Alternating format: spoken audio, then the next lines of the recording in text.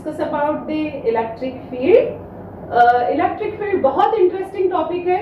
इसके आगे जो भी 3-4 लेक्चर होंगे it is based on the electric field only. Okay, but before we start actual electric field, हम बहुत बार बोलते हैं फील्ड. ओके, ग्रेविटेशनल फील्ड आपने 11th में देखा है. तो what is the meaning of this field? तो मैंने बहुत ढूंढा, जो सिंपलेस्ट डेफिनेशन मुझे फील्ड की मिली. Okay, the field, what is field? It is a physical quantity that can be expressed as a continuous function of position in space. This function is called field. तो समझ में आया? This is the simplest definition. It is a physical quantity which is described as a continuous function of the position in space. चलो थोड़ा सा इसको clear करते हैं.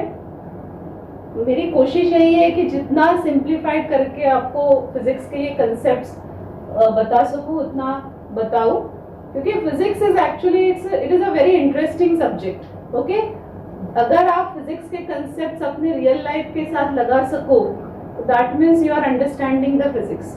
तो ठीक है, इसमें नहीं जाते. फील्ड क्या है?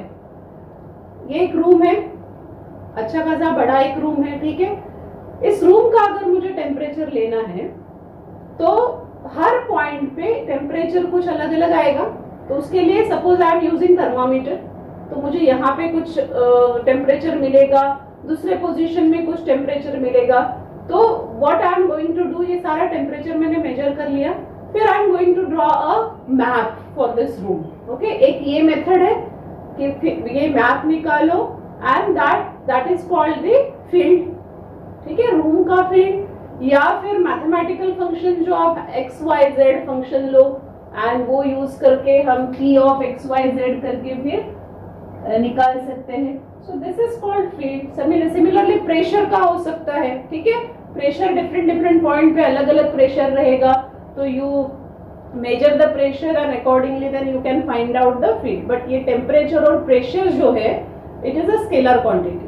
सो ये है scalar field. That means field basically is divided again into 2 part, scalar field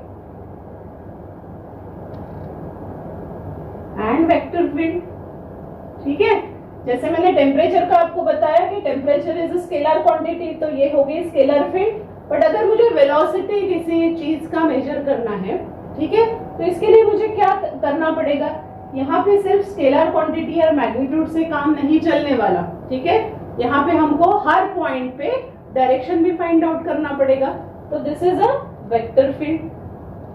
so I hope कि थोड़ा सा आपको ये क्लियर हो गया होगा कि फील्ड क्या है. ओके, सो अभी आते हैं अपना जो रियल टॉपिक है, इलेक्ट्रिक फील्ड. ठीक है, फील्ड मुझे लगता है थोड़ा सा आपको समझ में आ गया. नहीं समझा तो फिर से पढ़ो, कोशिश करो. ठीक है, फिर से सुनो, मे बी आ जाएगा. Concept of electric field. Okay, ये फील्ड हम बहुत आप ना ये जो चैप्टर है इलेक्ट्रोस्टैटिक, इसको आप अगर ग्रेविटेशन हमने जो 11th में पढ़ा था उसके साथ थोड़ा सा कंबाइन करके पढ़ो तो दोनों आपका हो जाएगा. Electrostatic actually difficult to understand, but हम कोशिश कर रहे हैं कि जितना इजी वे में पॉसिबल है उतना करें. सो इलेक्ट्रिक फील्ड में हमने क्या किया था? Coulomb's law. अभी आप बोलोगे कि मैम कितने बार कूलम्स लॉ करोगे, बट वो Coulomb's law actually is a basic. Okay, उस पे ही सारा डिपेंड है. तो कूलम्स लॉ में हमको फोर्स मिला था. कूलम्स ने क्या बोला था कि if there are 2 charges Q1 Q2, okay, and distance between them is r, तो वहां पे फोर्स क्रिएट होता है, फोर्स ऑफ अट्रैक्शन रिपल्शन. ये अभी आपको एकदम पक्का पता है. तो यहाँ पे हमने क्या किया था कि 2 चार्जेस लिए, but at the same time I also told you that the charges are static charges है. चार्जेस तो मूव हो नहीं रहे. वो चार्ज बेचारा छोटा सा चार्ज है अपना एक, वो एक जगह पे बैठा हुआ है. It is not moving, it is at rest position, and still we are saying that because of this charge वो फोर्स ऑफ अट्रैक्शन और रिपल्शन दे रहा है.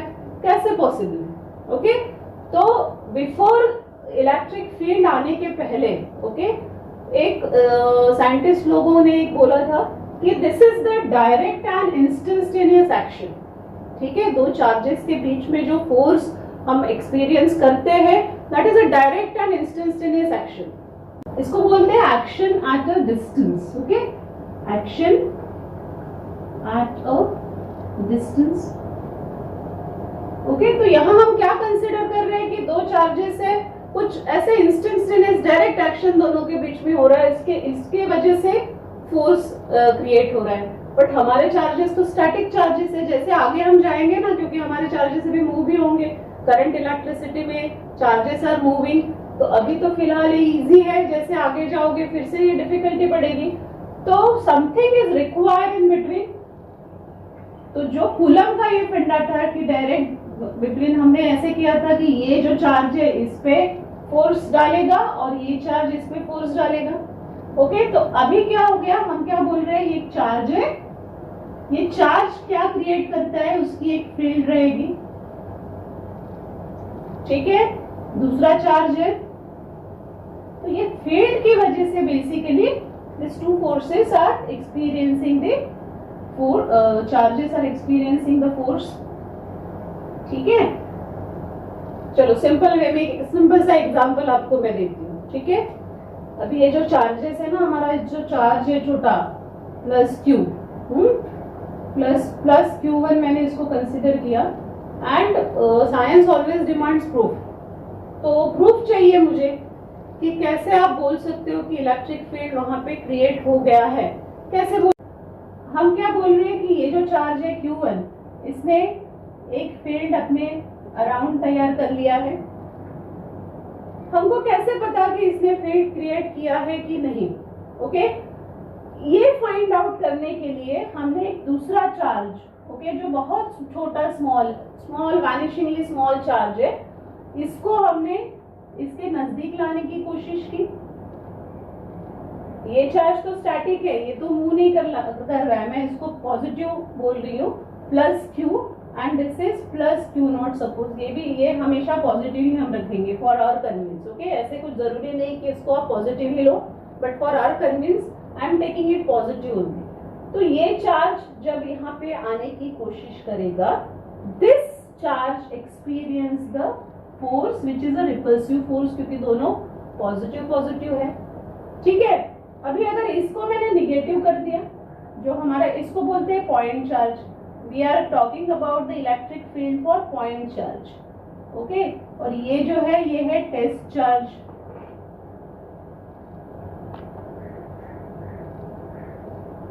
तो अगर अभी पॉइंट चार्ज मैंने निगेटिव ले लिया, तो there is a force of attraction between this two. तो इससे हमको पता चलता है कि अभी तो इनका इंटरेक्शन हुआ नहीं, दोनों नजदीक भी नहीं आए, फिर भी this charge is experiencing the force. That means something is there and that something is called electric field. Okay, एक थोड़ा सा और इसको सिंप्लीफाइड कर लेते हैं. हमारा नॉर्मल लाइफ का एक एग्जांपल मैं आपको देती हूँ. कंसिडर करो कि एक कजिन आपके यहाँ आ रहा है, गेस्ट. ठीक है, आपको बेडरूम में आपकी बहुत आपको पसंद है. ठीक है, वो आप किसी के साथ शेयर नहीं करना चाहते, लेकिन अभी मम्मी पापा ने बोल दिया कि वो आपको शेयर करनी पड़ेगी उसके साथ. और जो एक कजिन है ना आपका, वो आपको बिल्कुल पसंद नहीं है. तो क्या होगा, अभी कैसे एक्सेप्ट करोगे? पहले तो आप बोलोगे नहीं आएगा वो मेरे रूम में, है ना. तो ये क्या हुआ, this is a repulsive force. यहाँ हमारे चार्ज है ना जो पॉजिटिव, ये वही कर रहे हैं, वो झगड़ रहे हैं, यहाँ नहीं आना. ठीक है, मेरी एरिया में नहीं आना. और अगर अभी ये कंडीशन हमने चेंज कर दी, अभी क्या थे आप उसके बारे में, यहाँ रिपल्सिव था, लेकिन अगर मैंने यहाँ का चार्ज बदल दिया, अभी कोई आ रहा है आपका फ्रेंड, बहुत आपको पसंद है, और वो आपके यहाँ रहने के लिए आ रहा है, तो आप खुद से बोलोगे मेरे साथ ही रहेगा, है ना. तो वहाँ क्या हो रहा है, it is a force of attraction. तो यही चार्जेस का भी है. चार्जेस है क्या, basically physics is a study of nature ना, लॉज ऑफ नेचर ही हम पढ़ रहे हैं. तो जो भी ये एटीट्यूड दिखा रहे हैं, वो एटीट्यूड हम भी दिखा रहे हैं. तो देखो यहाँ पे समझ में आया व्हाट इज इलेक्ट्रिक फील्ड. अच्छा, तो अभी ये तो समझ में आ गया कि इलेक्ट्रिक फील्ड क्या होता है, कि कोई भी चार्ज है वो अपने अराउंड एक फील्ड तैयार करता है. Now suppose this is a positive charge. Okay, इसने अपने अराउंड एक फील्ड तैयार कर दी. तो यहाँ से अगर मुझे टेस्ट चार्ज आ रहा है, तो ये क्या करेगा, इस डायरेक्शन में फोर्स अप्लाई करेगा, रिपल्सिव फोर्स है क्योंकि इसको भी हम पॉजिटिव बोल रहे हैं। अगर ये प्लस क्यू नॉट चार्ज है, टेस्ट चार्ज है, इसको ध्यान में रखो, this is test charge. Test करने के लिए हम चार्ज यूज कर रहे हैं, इसलिए टेस्ट चार्ज बोल रहे हैं। तो ये इस डायरेक्शन में जाएगा। ऐसे ऑल अराउंड दी चार्ज एक फील्ड क्रिएट होती है, और जब पॉजिटिव चार्ज होता है तो this field is radially outward. ये क्या है हम डिटेल में बाद में पढ़ेंगे, okay, but this is radially outward. देखो बाहर की डायरेक्शन में जा रहे हैं। अगर वही यहाँ पे मैंने ये टेस्ट चार्ज तो पहले ही बताया कि पॉजिटिव ही रखेंगे, इसको अगर मैंने निगेटिव कर दिया, ओके, और ये तो हमारा पॉजिटिव है, तो क्या हो रहा है कि अट्रैक्शन है दोनों के बीच में। लेकिन फिर से देखो, अगर कूलम्स लॉ आपको याद है तो मैंने कहा था direction is along the line, तो वही है, रेडियली इनवर्ड डायरेक्शन में आ रहा है क्योंकि अट्रैक्शन है। अगर यहाँ से आया चार्ज, ऐसे तो आप बहुत से लाइंस निकाल सकते हो, ओके। तो this is called radially inward direction. अभी देखो फील्ड तो हमने डिफाइन कर लिया, बट उसके लिए हमको एक कुछ फिजिकल क्वांटिटी चाहिए। तो that quantity is called intensity और the strength of the field. Field की स्ट्रेंथ कितनी रहेगी, फील्ड स्ट्रॉन्ग कहाँ रहेगी, क्योंकि जैसे हमने अगर फील्ड डिफाइन किया तो कोई पर्टिकुलर पॉइंट रहेगा जहाँ पे वो स्ट्रॉन्ग है, कहीं पे वीक है, कहीं पे फील्ड का इफेक्ट ही नहीं है, ठीक है। जैसे आप अपने घर में बैठे हुए हो, आपके घर में आपके परमिशन के बिना कोई एंट्री नहीं कर सकता, because that is your area, okay, that means your field is very strong there.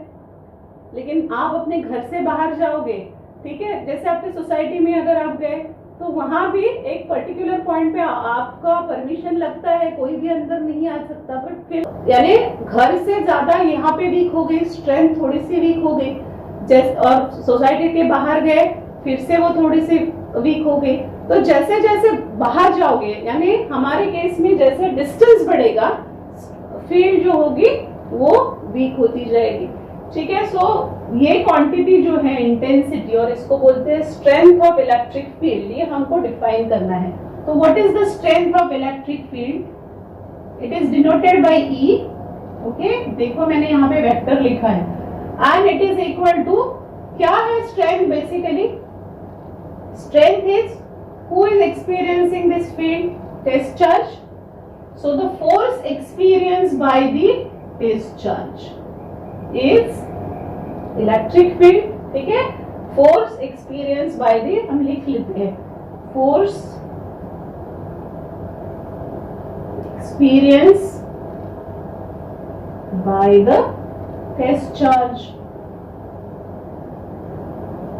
अच्छा, एक कॉमन डेफिनेशन रखने के लिए हम हमेशा लेते हैं कि यूनिट चार्ज, इसलिए हम लोग हमेशा क्या कहते हैं कि force experience by the unit charge is, तो अगर ये यूनिट चार्ज हो गया, unit charge means Q naught की वैल्यू अगर 1 है तो E is equal to F, electric field is equal to the force experience, ठीक है, ओके। तो हमारा फॉर्मूला क्या था, इंटेंसिटी ऑफ इलेक्ट्रिक फील्ड का, E is equal to F by Q not.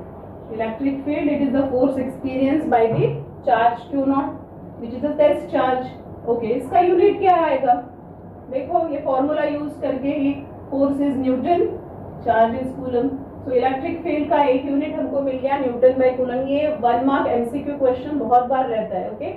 एक इसका और यूनिट आपको बाद में मिलेगा, विच इज वोल्ट पर मीटर। कैसे आएगा वो, जब वो चैप्टर हम लेंगे तब मैं बताऊंगी।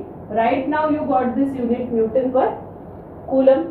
इसका डायमेंशन निकाल लो, व्हाट इज द डायमेंशन, देखो इलेक्ट्रिक फील्ड का। सो न्यूटन का क्या है, बेसिक यूनिट्स में लिखो इसको, KG metre per second square, okay, per coulomb का क्या है, coulomb is charge is equal to current into time, so ampere into second, ठीक है। तो इसका डायमेंशंस निकाल लो, m1, this is what L1, second cube, second -3, and ampere का A-1, So this is a dimension of the intensity of electric field. Okay? अच्छा, अभी मुझे एक फॉर्मूला चाहिए. हमारे पास बेसिक जो है कूलम्स लॉ का फॉर्मूला है, फोर्स का फॉर्मूला है. चार्ज जो है, टेस्ट चार्ज जो एक्सपीरियंस कर रहा है फील्ड, ठीक है, वो एक्सपीरियंस कर रहा है फोर्स. वो कितना फोर्स एक्सपीरियंस कर रहा है, कैसे निकालेंगे? तो सिंपल है, हमको तो पता है, हमारे पास तो है, क्या है, हमारे पास कूलम्स लॉ है. सो देखो फोर्स कितना रहेगा यहाँ पे, K, इंस्टेड ऑफ राइटिंग 1/4πε0 मैं K लिख रही हूँ यहाँ पे, K into Q1 Q0 upon R square. ठीक है, हमारा फॉर्मूला है ये रख दो यहाँ पे. So E is equal to क्या होगा आपको, K इंटू फोर्स की वैल्यू है Q1 Q0 upon R square. कौन एक्सपीरियंस कर रहा है, test charge. This will get cancel. तो आपको एक फॉर्मूला अभी मिलेगा which is for the intensity or the strength of the electric field which is equal to K into Q1 upon R square. देखो ये फॉर्मूला थोड़ा सा ध्यान में रखना है. ओके, आगे जाके आपको एक और इस टाइप का फॉर्मूला, पहला तो हमको मिला फोर्स के लिए, ठीक है, that is the Coulomb's law का जो फॉर्मूला था F is equal to 1/4πε0 Q1 Q2 upon R square. ये हमारा फर्स्ट फॉर्मूला था. अभी उसी टाइप से यहाँ पे ना थोड़ा बहुत कभी कभी कंफ्यूजन हो जाता है, इसलिए ये थोड़ा ध्यान में रखो. ये फॉर्मूला है इलेक्ट्रिक फील्ड, इसको मैंने इलेक्ट्रिक फील्ड भी बोला ना. ये बेसिकली क्या है, इंटेंसिटी और the strength of electric field E. तो 1/4πε0 Q अपॉन R स्क्वायर. यहाँ देखो एक ही चार्ज है, ये थोड़े चेंज होगा और एक फॉर्मूला आगे आएगा, जब आएगा तब मैं फिर से ये कंपैरिजन आपको दिखाऊंगी. तो क्या आ गया हमारा अभी, E is equal to K into Q1/R square. तो यहाँ देखो distance E is inversely proportional to square of the distance. That means distance जैसे बढ़ेगा इलेक्ट्रिक फील्ड वैसे रिड्यूस होगा. ठीक है, अगर मैंने डबल कर दिया डिस्टेंस तो इलेक्ट्रिक फील्ड क्या होगा, अगर डबल हो गया तो इलेक्ट्रिक फील्ड 4 टाइम्स रिड्यूस होगा. अगर मैंने ट्रिपल कर दिया तो इलेक्ट्रिक फील्ड 9 टाइम्स, इसका square 9 times electric field reduce होगा. ठीक है, ये भी क्वेश्चंस रहते हैं न्यूमेरिकल्स में भी, ऐसे बहुत बार वेरिएशंस वो देंगे आपको. तो ये याद रखो, अगर मैंने ग्राफ ड्रॉ किया तो कैसे आएगा, समथिंग लाइक दिस, है ना, क्योंकि स्क्वायर से रिड्यूस हो रहा है तो इस टाइप का ग्राफ है. पहले जैसे जैसे डिस्टेंस बढ़ेगा electric field is reduce. Again electric field is a vector quantity. Vector quantity क्यों है समझ में आपको, बिकॉज डेफिनेशन, हमारा बेसिक डेफिनेशन क्या था, फोर्स बाय चार्ज. तो force is a vector quantity, charge is a scalar quantity. So that's why electric field is a vector quantity. इसकी डायरेक्शन कहाँ रहेगी, इसकी डायरेक्शन उसी डायरेक्शन में रहेगी जिस डायरेक्शन में फोर्स, ये फोर्स की डायरेक्शन है, उसी डायरेक्शन में इलेक्ट्रिक फील्ड की भी डायरेक्शन रहेगी. अच्छा, I want to write down this in terms of vector. तो वेक्टर की टर्म्स में लिखने के लिए हमको क्या चाहिए, एक तो मैग्नीट्यूड चाहिए. अभी यहाँ पे हम लिख लेते हैं अपना पूरा 1/4πε0 Q1 अपॉन, और you can directly write down Q upon R square. ये हो गया हमारा मैग्नीट्यूड. एंड मुझे एक चाहिए direction. Direction is denoted bye the unit vector. So this is a unit vector. Okay, so this is all about the intensity of electric field. अभी जैसे हमने कूलम्स लॉ में देखा था सुपरपोजिशन प्रिंसिपल, तो इलेक्ट्रिक फील्ड के लिए भी सेम सुपरपोजिशन प्रिंसिपल है. आज ज्यादा उसमें, क्योंकि ऑलरेडी हमने वहां पे किया हुआ है डिटेल में, तो आपको आइडिया है सुपरपोजिशन प्रिंसिपल क्या है. ओके, तो ये प्रिंसिपल हम यहाँ फिर से आज लेंगे. Superposition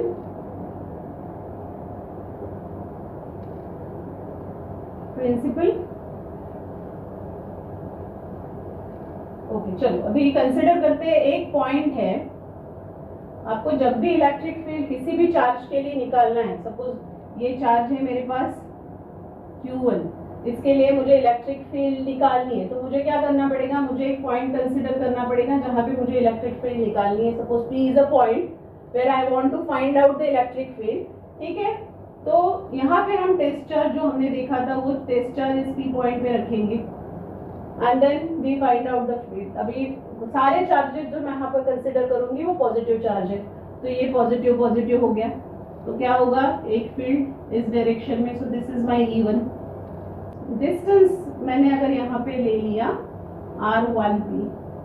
R1P is the distance between charge 1 and point P. एक सपोज मैंने सेकंड चार्ज यहाँ पे Q2 रखा, फिर से क्या होगा, मुझे इलेक्ट्रिक फील्ड फाइंड आउट करनी है, तो this is E2. E2 is a electric field. Okay, all are vector quantities. एक यहाँ पे मैंने Q3 रखा. सेम थिंग, जैसे आप थोड़ा सा इसको कंपेयर करो अपने जो हमने फोर्स निकाला था तब, सुपरपोजिशन प्रिंसिपल. ओके, यहाँ पे सिर्फ हम इलेक्ट्रिक फील्ड निकाल रहे हैं, that is the only difference.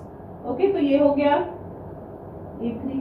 अभी मुझे नेट इलेक्ट्रिक फील्ड अगर फाइंड आउट करनी है, तो net electric field is equal to vector sum of all this field. Suppose there are n charges in the system. Okay, if I consider that there are n charges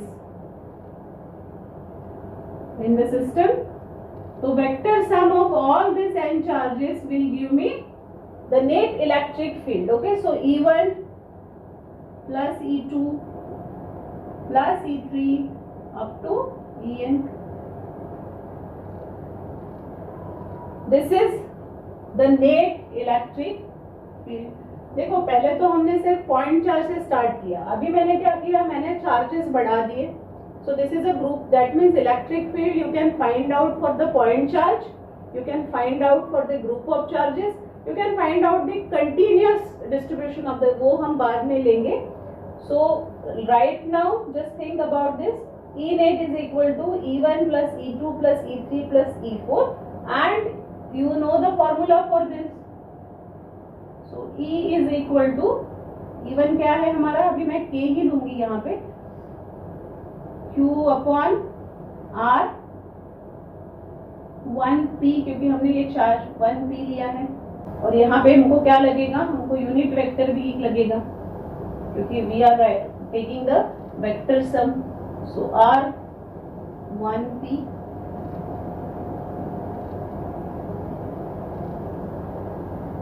plus K into Q2 upon R2P.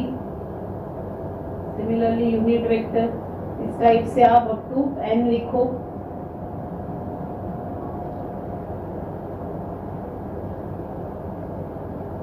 ठीक है.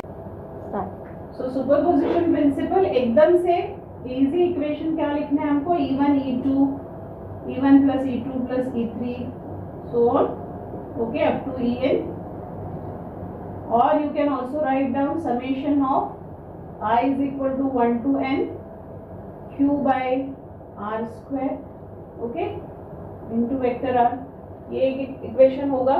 Now for continuous charge distribution, this summation is replaced by integration. Now suppose for surface, if I consider that charge is distributed over the surface, so for surface distribution this equation becomes integration over the surface, that is S sigma upon R square into ds. So what is this sigma? Sigma is called surface charge density. Surface charge density is the sigma. Okay, ये भी हम Gauss theorem जब करेंगे तब पूरा मैं detail में आपको बताऊंगी. अभी सिर्फ इंट्रोडक्शन इसका करवा के दे रही हूँ कि थोड़ा बहुत आपको याद रहे. Suppose charges are distributed over the volume, then this formula is integration over the volume rho upon r square into d. Okay, where rho is called volume charge density. Rho is volume charge density. Okay, so this is all about the electric field. आज सिर्फ basic चीजें और जो basic हमको formula, जो main formula है, okay, वो हमने आज कर लिया। सुपरपोजिशन प्रिंसिपल हमने आज कर लिया। इसमें और आगे बहुत कुछ आने वाला है, तो नेक्स्ट 2-3 लेक्चर तो हमारे 3 से या 4 लेक्चर इलेक्ट्रिक फील्ड पे ही रहेंगे। सो ये करो आप। इसके साथ थोड़ा बहुत कुछ असाइनमेंट आज आपको दूंगी, वो भी आप सॉल्व करने की कोशिश करो। एंड अगर वीडियो अच्छा लगा, अगर समझ में आ रहा है तो लाइक करो, सब्सक्राइब करो, ठीक है। और कुछ भी कमेंट है, अगर कुछ भी प्रॉब्लम है, कुछ सजेशन है, तो you can always write down in comment box. This will give me motivation, so you will get more and more videos like this. So thank you, thanks a lot.